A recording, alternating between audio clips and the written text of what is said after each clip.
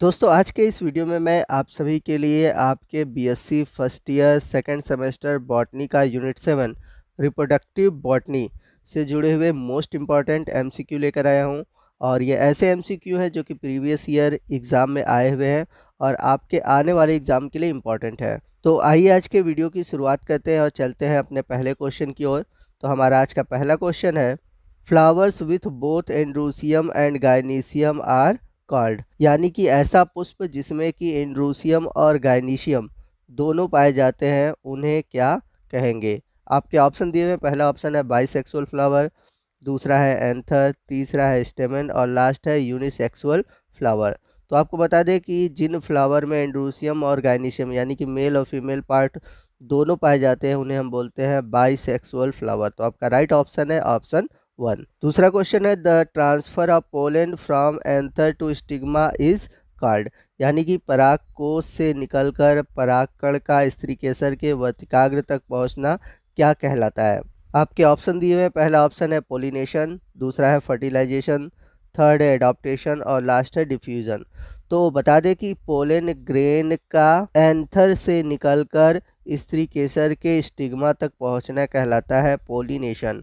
तो आपका right option है ऑप्शन फर्स्ट। चलते हैं क्वेश्चन नंबर थर्ड की ओर। क्वेश्चन नंबर थर्ड है, the fusion of female reproductive nucleus with the male reproductive nucleus is known as, यानी कि नर जनन केंद्र के साथ मादा जनन केंद्र का संलयन कहलाता है। आपके ऑप्शन है, पहला ऑप्शन है एडाप्टेशन, दूसरा है एक्सक्रीशन, तीसरा है फर्टिलाइजेशन और लास्ट है रीजनरेशन। तो आपको बता दें कि जब मेल और फीमेल न्यूक्लियाई आपस में फ्यूज़ होते हैं तो उसे हम कहते हैं फर्टिलाइजेशन यानी कि निषेचन। तो आपका राइट ऑप्शन है ऑप्शन सी। चलते हैं अगले क्वेश्चन की ओर। क्वेश्चन नंबर 4 है, पराग नली के सिरे पर दो केंद्रक कहलाते हैं। The two nuclei at the end of pollen tube are called. आपके ऑप्शन दिए हुए हैं, पहला ऑप्शन है tube nucleus and generative nucleus, दूसरा ऑप्शन है sperm and ovum, third option है जनरेटिव न्यूक्लियस एंड स्टिग्मा और लास्ट ऑप्शन है ट्यूब न्यूक्लियस एंड स्पर्म। तो आपको बता दें कि पराग नली के सिरे पर दो जो केंद्रक होते हैं उन्हें हम बोलते हैं ट्यूब न्यूक्लियस और जनरेटिव न्यूक्लियस। तो आपका जो राइट ऑप्शन है ऑप्शन फर्स्ट है। अगला क्वेश्चन है, generative nucleus divide two form, यानी कि जब जनरेटिव न्यूक्लियस में डिवीजन होता है तो क्या बनता है। आपके ऑप्शन है, पहला है टू मेल न्यूक्लियाई, दूसरा ऑप्शन है three mail nuclei, third option है टू मेल न्यूक्लियाई और लास्ट ऑप्शन है थ्री फीमेल न्यूक्लियाई। तो जब जनरेटिव न्यूक्लियस में डिवीजन होता है तो दो मेल न्यूक्लियाई बनते हैं। तो आपका राइट ऑप्शन है ऑप्शन फर्स्ट। क्वेश्चन नंबर 6 है, embryo sac is located inside the, आपको बताना है कि जो भ्रूणकोश है वह किसके अंदर पाया जाता है। आपके ऑप्शन दिए हुए हैं, पहला ऑप्शन है स्टिग्मा, दूसरा है ओव्यूल, तीसरा है माइक्रोपाइल और लास्ट है स्टाइल। तो आपको बता दें कि जो भ्रूणकोश है वो पाया जाता है ओव्यूल यानी कि बीजांड के अंदर। तो आपका राइट ऑप्शन है ऑप्शन बी। क्वेश्चन नंबर 7 है, one nucleus of the pollen tube and secondary nucleus of the ovum grow into, यानी कि पराग नली का एक केंद्रक तथा अंडाणु का द्वितीयक केंद्रक जब आपस में फ्यूज होते हैं तो किसका निर्माण होता है। तो आप सभी ने डबल फर्टिलाइजेशन पढ़ा होगा। तो जब पराग नलिका का एक केंद्रक यानी कि एक मेल न्यूक्लियाई अंडाणु के सेकेंडरी न्यूक्लियाई से फ्यूज होता है तो वहाँ पर बनता है इंडो स्पर्म। और आपको बता दें कि इंडो स्पर्म में गुणसूत्र की संख्या होती है 3n। तो ये भी क्वेश्चन पूछा जा सकता है। तो यहाँ पर आपका जो राइट ऑप्शन है ऑप्शन बी है इंडो स्पर्म। क्वेश्चन नंबर 8 है, the stalk of datura flower at its base is known as, यानी कि धतूरा के फूल के डंठल को उसके आधार पर जाना जाता है। आपके ऑप्शन है, पहला ऑप्शन है पेडंकल, दूसरा है कोरोला, थर्ड है सेपल और लास्ट है थैलेमस। तो आपको बता दें कि जो फ्लावर का डंठल होता है उसे हम पेडेंकल कहते हैं। तो यहाँ पर आपका जो राइट ऑप्शन है ऑप्शन ए है। चलते हैं अगले क्वेश्चन की ओर। क्वेश्चन नंबर 8 है, the male reproductive part of a flower the stamen are collectively known as, यानी कि पुष्प का जो नर जननांग पुंकेसर है वो सामूहिक रूप से किस नाम से जाना जाता है। आपके ऑप्शन है, पहला ऑप्शन है एंड्रोसियम, दूसरा है फिलामेंट, तीसरा है एंथर और लास्ट है गायनीसियम। तो इस क्वेश्चन का जो राइट ऑप्शन है ऑप्शन ए है एंड्रोसियम यानी कि पुंकेसर। चलते हैं अगले क्वेश्चन की ओर। क्वेश्चन नंबर 10 है the other name for gynoecium is, यानी कि जायांग का दूसरा नाम है। आपके ऑप्शन है, पहला ऑप्शन है पिस्टिल, जिसे हिंदी में बोलते हैं स्त्री केसर, दूसरा है स्टिग्मा, तीसरा है एंड्रूसियम और लास्ट है स्टाइल। तो जो गायनीशियम है, गायनीशियम का दूसरा नाम है पिस्टिल, यानी कि स्त्री केसर।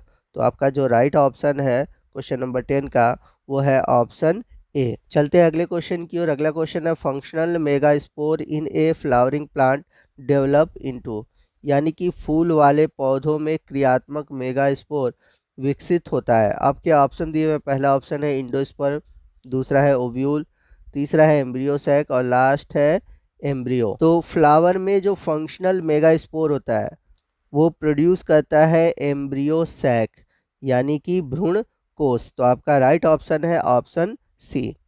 चलते हैं अगले क्वेश्चन की ओर। बड़ा इंपॉर्टेंट क्वेश्चन है when micropyle chalaza and funicles and funicle are in a straight line the ovule is called, यानी कि जब बीजांड द्वार, निभाग तथा बीजांड वृंत एक ही सीधी रेखा में हो तो बीजांड कहलाता है।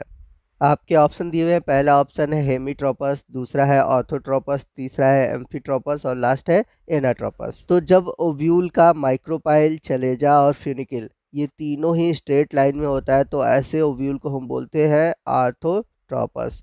और इसका एग्जांपल है एक तरह से पॉलीगोनेसी फैमिली, फिर पेपरेसी, इन सभी फैमिली में आपको ऑर्थोट्रोपस ओव्यूल देखने को मिलता है। तो यहाँ पर आपका जो राइट ऑप्शन है ऑप्शन बी है। चलते हैं अगले क्वेश्चन की ओर। अगला क्वेश्चन है in which of the following dispersal of seed occur through air, यानी कि निम्नलिखित में किसमें बीजों में वायु द्वारा प्रसार होता है। तो यहाँ पर आपका राइट ऑप्शन है ऑप्शन 4 कैलोट्रोपस गाइजेंटिया। चलते हैं अगले क्वेश्चन की ओर। बहुत इंपॉर्टेंट क्वेश्चन है if the cell of nucellus or integument directly from the embryo the phenomenon is known as, यानी कि बीजांडकाय अथवा अध्यावरण कोशिकाएं सीधे भ्रूण बनाती हैं तो यह परिघटना कहलाती है। आपके ऑप्शन है, पहला ऑप्शन है एडवेंटेटिव एम्ब्रियो, दूसरा है डिप्लोपार्थिनोजिनेसिस, थर्ड है एपोस्पोरी और लास्ट है डिप्लोस्पोरी। तो आपका जो राइट ऑप्शन है ऑप्शन फर्स्ट है एडवेंटेटिव एम्ब्रियो, यानी कि अपस्थानिक भ्रूणता। चलते हैं अगले क्वेश्चन की ओर जो कि मोस्ट इम्पॉर्टेंट है in which of the following kinds of ovule the embryo sac is horse shoe shaped, यानी कि निम्नलिखित बीजांड में से किसमें जो भ्रूणकोष है वह घोड़े के नाल के आकार का होता है। आपके ऑप्शन दिए हुए, पहला ऑप्शन है हेमीट्रोपस ओव्यूल, दूसरा है ऑर्थोट्रोपस ओव्यूल, तीसरा है एम्फीट्रोपस ओव्यूल और लास्ट है सर्सिनोट्रोपस ओव्यूल। तो आपको बता दें कि जो एम्फीट्रोपस ओव्यूल है इसमें जो एम्ब्रियो सैक होता है वह घोड़े के नाल के आकार का होता है। तो यहाँ पर आपका जो राइट ऑप्शन है ऑप्शन सी है।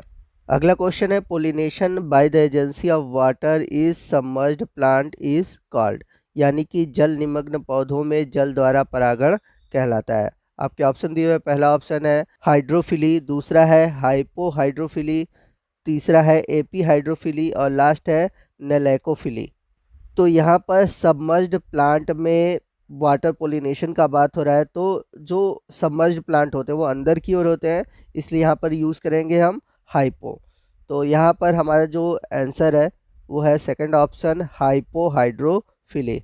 आइए चलते हैं अगले क्वेश्चन की ओर और ये भी क्वेश्चन बहुत ही इंपॉर्टेंट है the pollination occurring between two different flower located on different branches at the same plant is term as, यानी कि एक ही पौधे की दो अलग अलग शाखाओं पर स्थित पुष्पों में जो परागण होता है उसे हम क्या कहते हैं।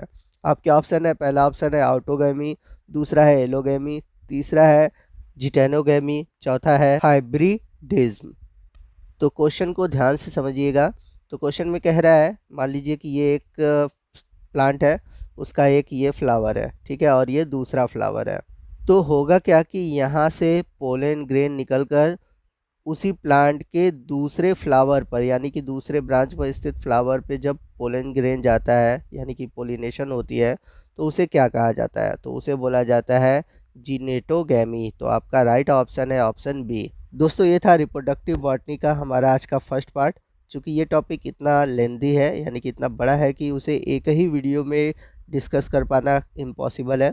तो रिप्रोडक्टिव बॉटनी से जुड़े हुए और भी जो इम्पोर्टेंट एमसीक्यू हैं, उन्हें आने वाले हम वीडियो में डिस्कस करेंगे। तो आपको आज का वीडियो कैसा लगा कमेंट करके ज़रूर बताइएगा। वीडियो अच्छा लगा हो तो वीडियो को लाइक और शेयर करना मत भूलिएगा, और कोई भी डाउट हो आप हमसे कमेंट करके पूछ सकते हैं। तो मिलते हैं अगले वीडियो में सेकंड पार्ट के साथ। तब तक के लिए जय हिंद, जय भारत।